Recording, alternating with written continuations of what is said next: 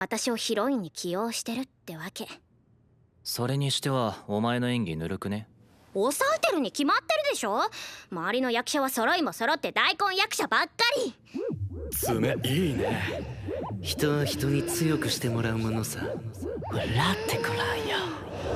メインキャストの中でまともに演技できるの私だけ。でもうまい演技といい作品作りは別。確かにこの作品は企画からして売り手の都合が前に出過ぎてる。作品として面白くなりよう。 If I were to sit here and tell you I wasn't at least a little bit worried after episode 2 of 𝐒𝐻𝐻𝐿, I would be lying if I said I wasn't worried.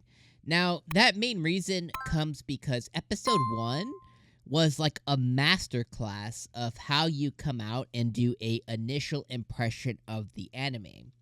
And being about an hour or so long, episode 1 was like a thrill ride, and it had ups, downs, twists, things that were expected and unexpected, and it blew me away 9 Ways to Sunday. It just really did. But the one thing episode 1 took away going into episode 2 was arguably the most, how do you say, not addictive, the most appealing thing about the anime, which was Ai herself. Now, of course, the show still centered around Ai, with Aqua being our main character and his revenge plot, blah, blah, blah. But the reality is that most appealing character that we had was basically yanked away from us. And episode 1 did such a good job of her being the center, like the kind of like the center of everything happening, and everything gravitated towards her. And then they're like, now she's dead, and they pulled that away.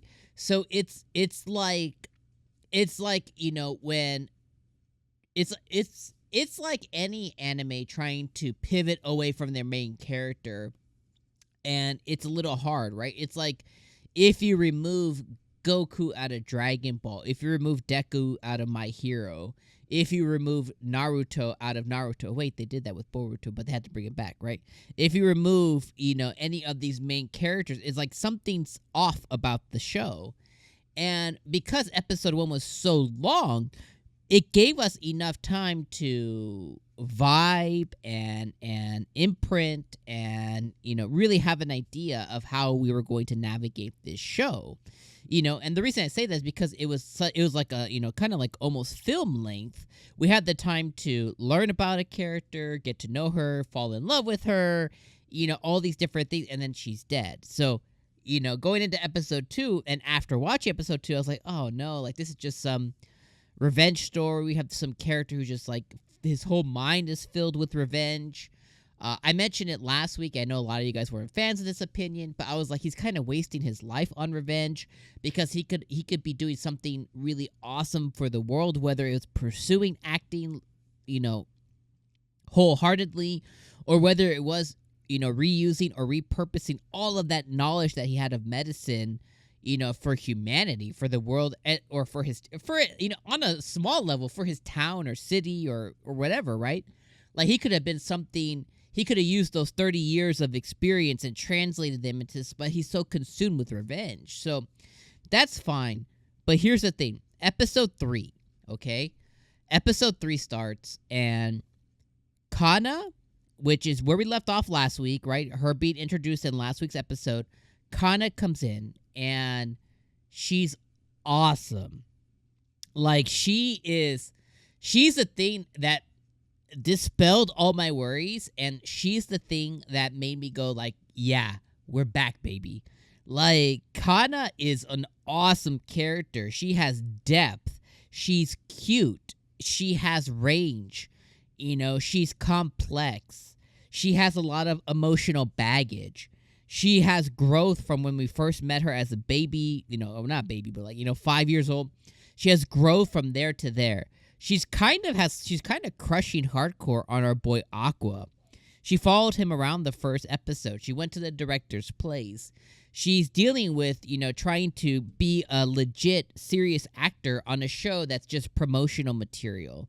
She has been, she's being used, right? She's being used and abused because she no longer is represented by a specific talent agency anymore. She's kind of solo dolo, and because of that, she comes cheaply, and people are able to take advantage of her because she doesn't have a mediary that is negotiating and all these other things for her anymore. And she's kind of turned into a people pleaser because she saw that not being easy to work with really was a huge detriment to her her character and to her as a person and to her ability to get work. And I was like, wow, like she brought me back all the way into the show, and I was like, she's awesome as a character. And she even got our boy Aqua to act again, which I'm sure in the eyes of like the director and stuff is like, wow, she came and was able to get him into acting. Now, obviously, his specific reason to jump back into acting wasn't because Kana asked her. It's because she's on a show being directed by a guy named Masaya Kaburagi. Masaya Kaburagi ended up being somebody who was on Ai's phone. We did get a really cool flashback that our boy Aqua discovered that Ai had 3 telephonic devices. And one of those 3 phones that she had was a phone that she stopped using at the point of her having her children, getting pregnant. So that was the phone most interesting because she, apparently based on Aqua's assessment, did a really, really incredible job hiding the fact that she had children, that she was pregnant. She was very meticulous. So much so that even when she made contact with their father, who, essentially got her killed, she did so from a payphone. She was very curated, very careful, very meticulous. So out of those 3 phones, he tried to unlock her phone, and he ended up trying 45,000 different password combinations. It took him a total of 4 years. So from 5 years old to 10, essentially, he finally got the phone unlocked, and that's when all this information came to him. And one of the names in her phone was Masaya Kaburagi. Now he's not saying that this guy necessarily is their father, was the one that orchestrated her death, but at a very low level, he could at least point him in another direction as being another piece on the board to get him closer to finding out who that person is. And there is potential for him to also be that guy. So now he's in the show. He's trying to, go in. He's trying to get closer to Masaya. As the show comes to an end, he gets a piece. His goal is to get a piece of DNA from this guy so he can test if he is the father, his DNA versus this guy. Blah blah blah. He gets a cigarette. Then he overhears a conversation that of what I've already said, that Kana's easy and she's cheap and she's good talent at a cheap rate. Blah blah blah. And that then inspires Aqua to go, I'm going to go be the thing that Kana needs, which is like, I'm going to go give the acting as best as I can. I'm going to go give the best ass acting performance that I can. So I'm looking forward to next episode. Then the episode officially ends and we get put into this killer ED, which was awesome as well. I skipped over a lot of other stuff like Kana going to the director's place and the comedy that ensued there. I skipped over stuff like how she, got on the director for mooching off his parents. I skipped over the stuff on how Kana talked about her parents moving to the countryside and that she lives in a dorm and she uses Uber Eats a lot. I thought that was really cute. I skipped over the stuff where she did end up dragging Aqua to karaoke and they got to spend some additional time together. I skipped over the fact that, the way Kana looks at Aqua is very specific and, she's definitely going to be a core character of the show. I skipped over a lot of different stuff that I could dive deeper into, but regardless, this episode was incredible. I really enjoyed it, and I think Kana is now like top tier for me. She made the show, and she's gonna continue to make the show, and I hope that she is a character that is around a lot.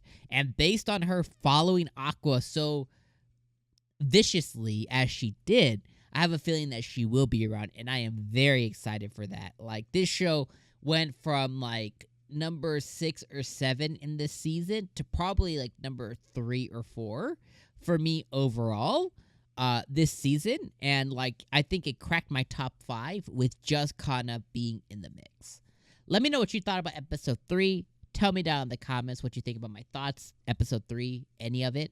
If you have nothing to say, as always, just drop me. It's a simple emoji. Just let me know you're here. It tells the YouTube algorithm that people actually watch this show. Believe it or not, if you don't actually comment or like or anything, YouTube just makes the video die. It's crazy. So help me out there. If you haven't subscribed, of course, do that. Check out the other videos on screen for other reviews I've done throughout the week and the month, and I'll see you guys next week. All right, peace.